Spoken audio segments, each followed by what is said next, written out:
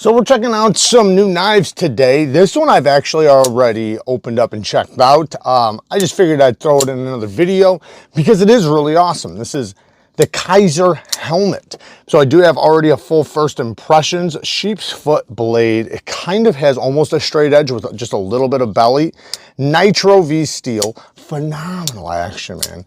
One thing for the past, I don't even know, for as long as I can remember, Kaiser has done an incredible job with their action. Great access to that lock bar, deep carry clip that's reversible, TA hardware all the way around, beautiful satin finish, phenomenal flipping and reverse or thumb flicking action.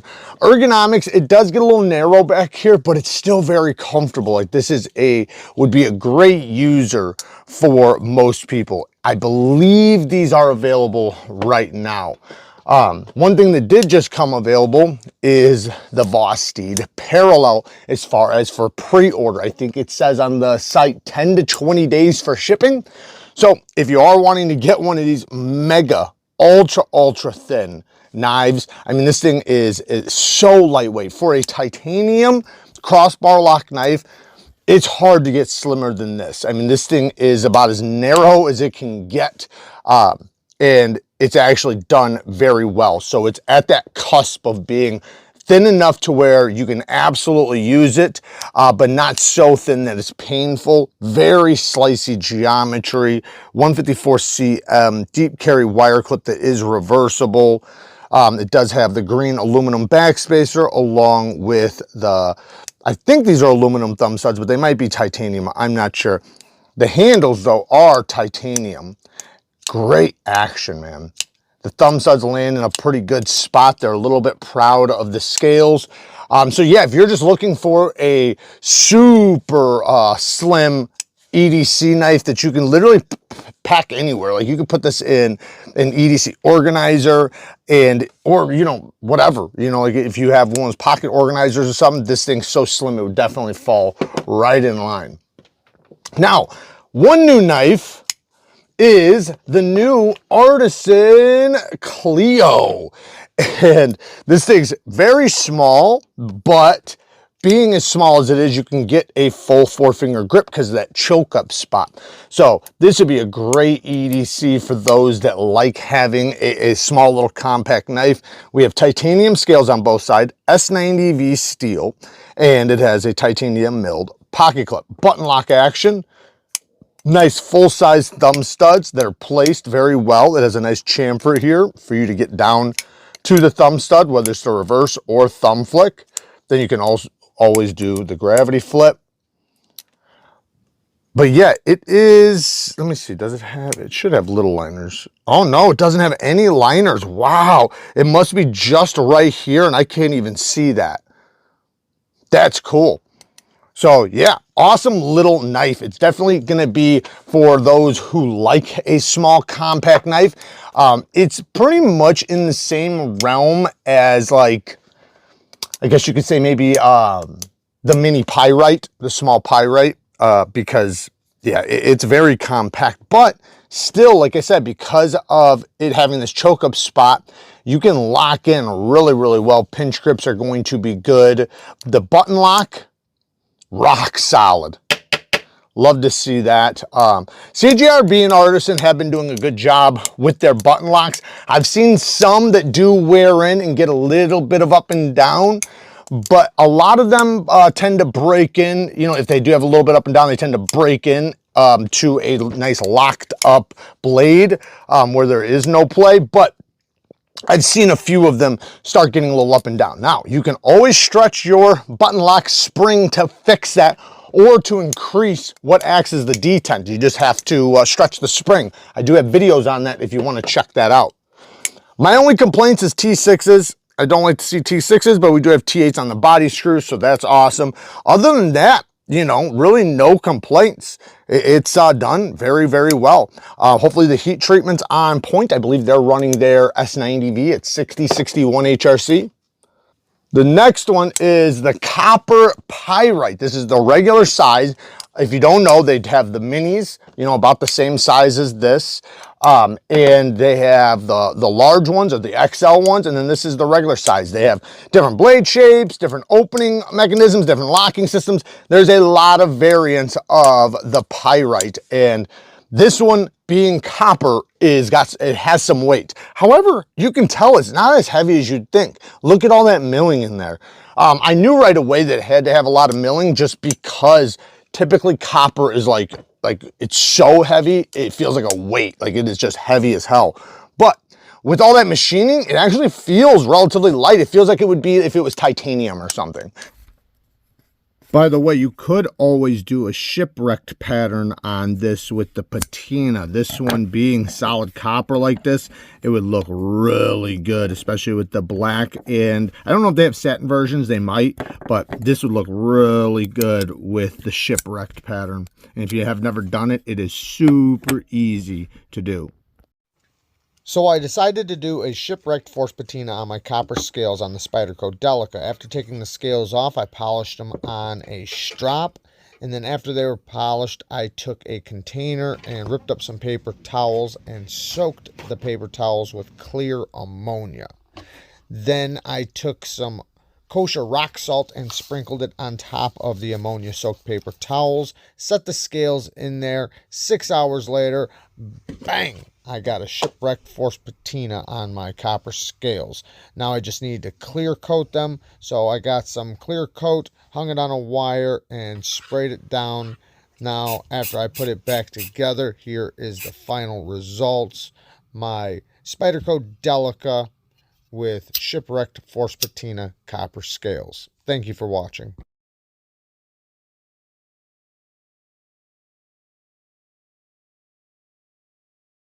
We have 20 CV blade steel. I do notice that looks almost like a sticker on there, doesn't it? It should be laser engraved. That looks weird, that it shines like that. But anyways, I don't mind it. I know it's not a sticker. The detent in reverse flick or thumb flick, really well done. They did create a nice tension point for the opening, so you have good resistance, so you can snap it out rapidly. And then obviously you can always do the gravity flip with the button lock flip. Very, very smooth. These are just great knives, man. Just great users. Not deep carry. Titanium milled pocket clip that is reversible. I wonder, it should be okay, I would hope. So it doesn't feel too bad over this texture. But, you know, with really thick jeans, it might, but it looks like you have plenty of room under there.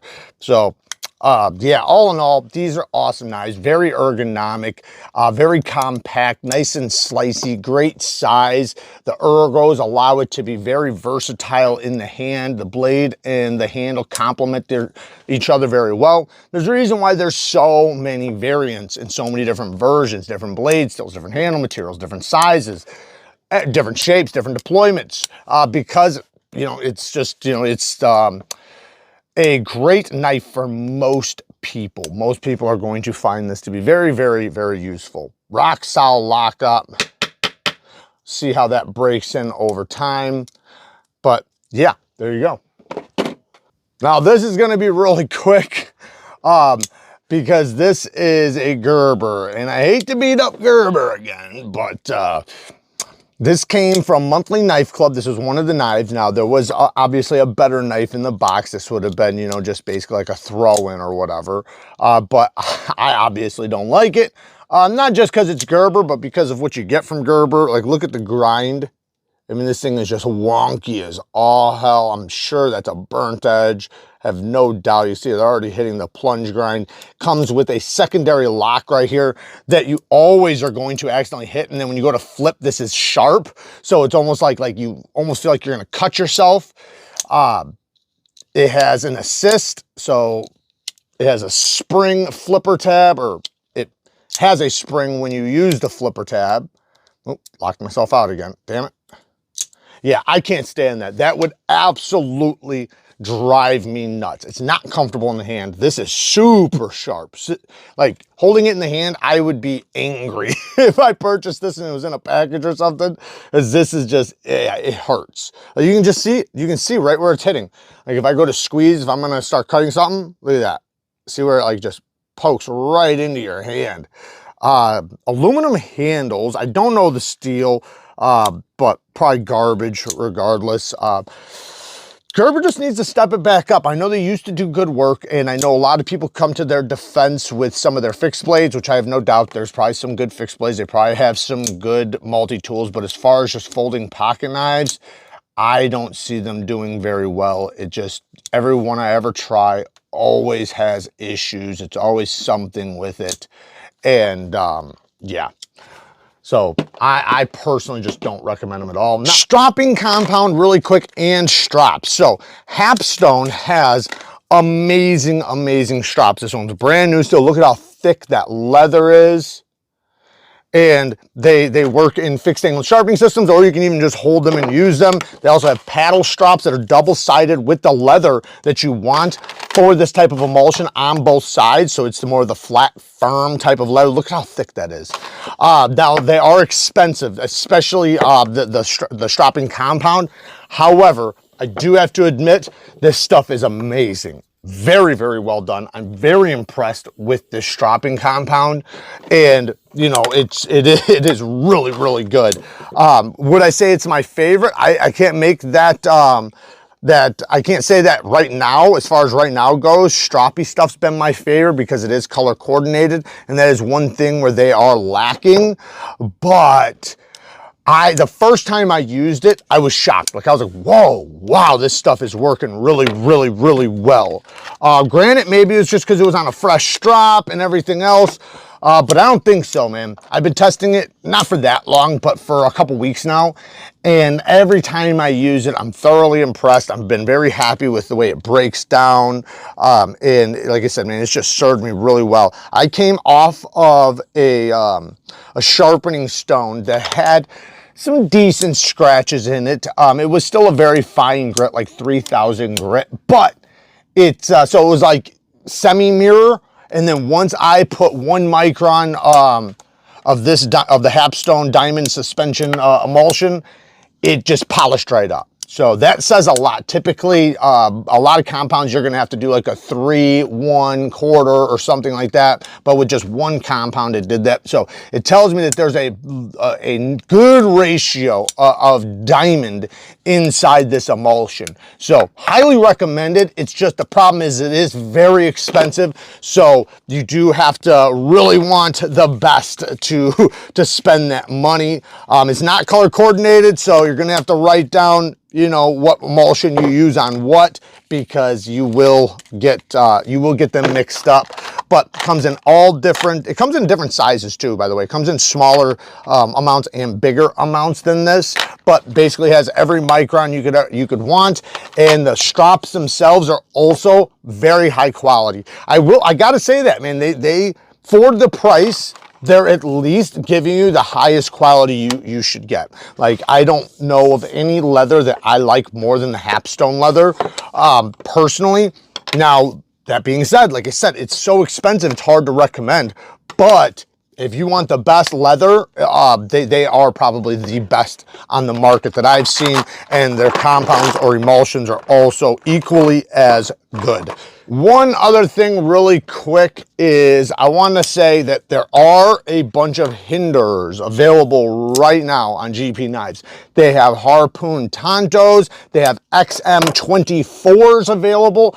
I don't know if I've ever seen a time when XM24s have sat, and I'm not saying they are just sitting because they just recently got up there to my knowledge, but I've never seen them where you have time to buy them. So they are available right now. Now, I know that says a lot to the amount of money people have right now and the tough times that people are going through, because they are sitting, at least, you know, so I've seen for a couple days.